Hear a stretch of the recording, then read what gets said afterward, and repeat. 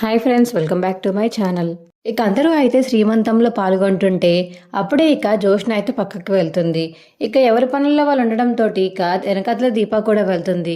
జోష్న, ఒకసారి ఆగు, నీతో మాట్లాడాలని దీప అంటుంటే, ఏంటి ఇప్పుడు నాతో మాట్లాడాల్సిన అవసరం నీకేంటి, ఆల్రెడీ అందరి ముందు నీకు పడింది కదా అని చెప్పేసి ఇక జోష్న అంటుంటే, నాకు పడింది, నీకు పడబోయేది ముందులో చాలా ఉన్నాయి, ఒకటి రెండు కాదు, నువ్వు చేసిన తప్పులన్నీ బయటపడతాయి, కంగారు పడకు అని ఇక దీప అంటుంటే, నా తప్పులన్నీ బయటపడినప్పుడు చూద్దాంలే, అయినా మీరు బయట పెట్టనివ్వరు కదా, నువ్వు బావ చాలా మంచి వాళ్ళు కాబట్టి నా తప్పులన్నీ బయట పెట్టడానికి మీరు ముందే ఒప్పుకోరు, ముందు బయట పెడితే మా అమ్మ గుండెలు, అదే మీ అమ్మ గుండె ఆగిపోతుంది, అది భయపడే మీరు నా గురించి బయట పెట్టరు కదా అని చెప్పేసి ఇక జోష్న అంటుంటే, ఎప్పుడు ఒకలాగా ఉంటుందని అనుకోకు జోష్న, అమ్మకి ఆపరేషన్ అయిపోయింది, ఇప్పుడు అమ్మకి సెట్ అవుతుంది మెల్లమెల్లగా, అలాంటిది నేనెందుకని వదిలేస్తాను, ఖచ్చితంగా నీ గురించి బయట పెడతాను, కానీ సాక్ష్యాలు కావాలి, ఆ సాక్ష్యాలన్నీ సంపాదిస్తాడు మా ఆయన, మా బావ సంపాదించి నీ గురించి మొత్తం బయట పెడతాడు, కంగారు పడకు అని కా దీప అంటుంటే,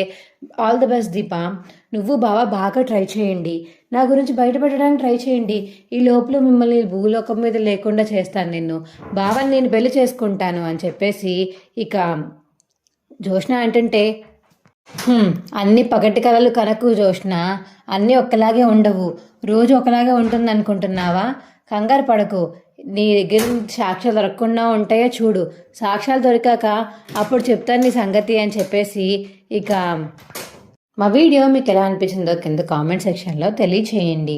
మా వీడియో కనుక నచ్చితే మా వీడియోని లైక్ చేసి తప్పకుండా మా ఛానల్ సబ్స్క్రైబ్ చేసుకోండి. పక్కనే ఉన్న గంట సింబల్ మీద క్లిక్ చేసి నోటిఫికేషన్స్ ఆల్లో పెట్టుకోండి.